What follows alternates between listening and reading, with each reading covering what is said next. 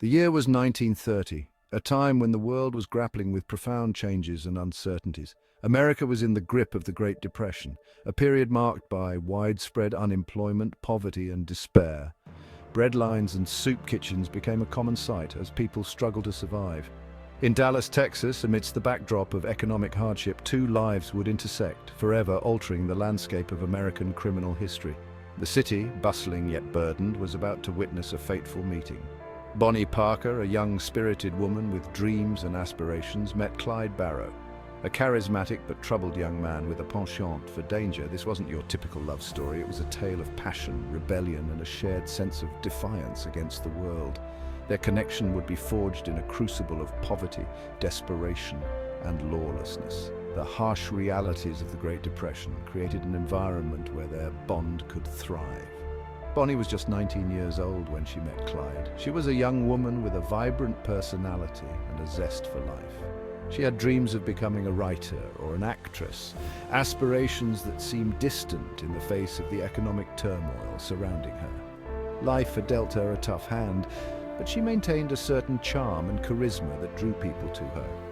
Her smile could light up a room, even in the darkest of times. Clyde, at 20, had already tasted the bitterness of prison life. His experiences had hardened him, but they also fueled his desire for freedom and excitement. He had a quick temper and a thirst for excitement that often led him down dangerous paths. His criminal activities were a means of escaping the mundane and oppressive reality of his life. Their meeting was a chance encounter, a twist of fate that would have far-reaching consequences. It was as if the universe had conspired to bring them together. Some say they met at a mutual friend's house, others at a cafe. The exact location remains a mystery, adding to the allure of their story. No matter the location, the connection was instant. They were drawn to each other like magnets, their chemistry undeniable. Bonnie was drawn to Clyde's rebellious spirit and undeniable charm. He represented the excitement and danger she craved.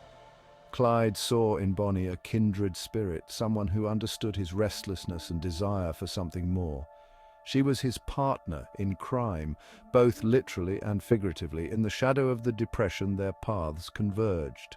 They found solace in each other, a shared sense of purpose that transcended their individual struggles. Little did they know, their names would soon be whispered in fear and fascination across the nation. Their exploits would capture the imagination of a country desperate for stories of defiance and rebellion. This was the beginning of the legend of Bonnie and Clyde, a story that would be told and retold, a symbol of love, rebellion, and the relentless pursuit of freedom in the face of insurmountable odds. Clyde Barrow was no stranger to the wrong side of the law. From a young age, he seemed destined for a life of crime, a path that would eventually make him one of the most infamous outlaws in American history. His upbringing was marred by poverty and instability. Born into a family struggling to make ends meet, Clyde's early years were filled with hardship and deprivation. The Barrows, like many families of the time, were constantly on the move, searching for any opportunity to improve their dire circumstances. Clyde's family had moved to Dallas seeking a better life, but the reality was far from their dreams. The city, though bustling with activity, offered little respite from the economic struggles that plagued the nation. Jobs were scarce, and the competition for even the most menial work was fierce. The Great Depression had cast a long shadow over America, and the Barrows were hit hard. Breadlines and soup kitchens became a common sight, and the desperation of the times pushed many, including young Clyde, towards a life of crime as a means of survival. Clyde's first brush with the law came at an early age. The allure of easy money and the thrill of rebellion proved too tempting to resist. He quickly found himself on the wrong side of the law, a place that would become all too familiar in the years to come. He was just a teenager when he was arrested for stealing a car. This initial foray into criminal activity was not just a youthful indiscretion, it was a sign of things to come. The thrill of the chase and the sense of power it gave him were intoxicating. This wasn't a youthful indiscretion, it was a sign of things to come. Clyde's criminal record began to grow, each new entry marking a step deeper into a life from which there would be no turning back. His actions were becoming bolder and his disregard for the law more pronounced. Clyde's crimes escalated from petty theft to armed robbery. The stakes were higher and so were the risks. But for Clyde, the potential rewards outweighed the dangers. He was driven by a need to prove himself, to show that he could take what he wanted, regardless of the consequences. He had a brazen disregard for authority and a growing sense of invincibility. Each successful heist only served to bolster his confidence, making him more daring and more dangerous. The law was an obstacle to be overcome, not a deterrent. His criminal exploits were fueled by a volatile mix of desperation, anger, and a twisted sense of adventure. The thrill of the crime, the rush of adrenaline, and the constant evasion of law enforcement became a way of life for Clyde. Clyde saw himself as a modern-day Robin Hood, stealing from the rich and corrupt. In his mind, he was a hero, fighting against a system that had failed him and his family. But the reality was far more complex and far less noble. In reality, his actions were driven by a need for survival and a reckless disregard for the law. The line between right and wrong blurred, and Clyde's sense of morality became increasingly twisted. His crimes were not acts of heroism, but of desperation and defiance. His early experiences with crime hardened him, turning him into a dangerous and unpredictable criminal.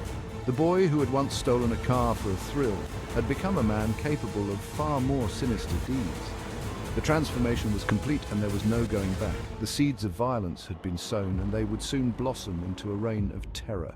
Clyde Barrow's name would become synonymous with crime and violence, a legacy that would endure long after his death. His story is a cautionary tale of how desperation and circumstance can lead one down a dark and dangerous path. Clyde Barrow's criminal path led him to the imposing walls of Easton Prison. He had been convicted of auto theft, a crime that earned him a 2-year sentence. Easton was known for its brutal conditions and rampant violence. It was a place where even the toughest criminals were broken. Clyde, however, refused to be broken. He was determined to survive, even if it meant embracing the darkness that surrounded him. Within the prison walls, Clyde's simmering rage found a deadly outlet. He committed his first murder, brutally killing a fellow inmate who had assaulted him. This act of violence was a turning point for Clyde. It extinguished any remaining flicker of humanity within him. He had crossed a line and there was no turning back. Prison, instead of rehabilitating Clyde, had transformed him into a hardened killer. Clyde was eventually paroled in 1932. He emerged from prison a changed man, his spirit hardened, his soul consumed by darkness. He was ready to unleash his fury on the world, and he would find a willing accomplice in Bonnie Parker. Clyde Barrow's release from prison marked a turning point in his life and in his relationship with Bonnie. They had kept in touch during his incarceration, their bond deepening despite the distance. Upon his release, their reunion was electric, a mixture of passion and desperation. Bonnie had been waiting for Clyde. She'd grown weary of her own mundane existence. Clyde represented excitement, danger, and a chance to break free from the constraints of their circumstances. Together, they embarked on a life of crime that would shock and captivate the nation. Their early crimes were small-time heists, gas stations, grocery stores, and the occasional bank. But their ambition grew with each successful robbery. Bonnie, once a demure waitress, embraced her role as Clyde's partner in crime. She was fiercely loyal and surprisingly adept at handling firearms. Their love story, if it could be called that, was intertwined with violence and bloodshed. They were two lost souls, clinging to each other as they spiraled down a path of no return. The spark ignited in Dallas had become a raging inferno, consuming everything in its path. Bonnie and Clyde's criminal enterprise expanded with the formation of the Barrow Gang. This notorious group of outlaws became infamous during the Great Depression, a time when many Americans were struggling to make ends meet. The Barrow Gang's exploits provided a dark form of entertainment and escapism for the public. They recruited family members and other outlaws, forming a tight-knit group bound by loyalty and a shared thirst for lawlessness. This sense of camaraderie was essential for their survival, as they relied on each other to evade capture and execute their daring heists. Among the most notable members were Clyde's brother, Buck Barrow, and his wife, Blanche.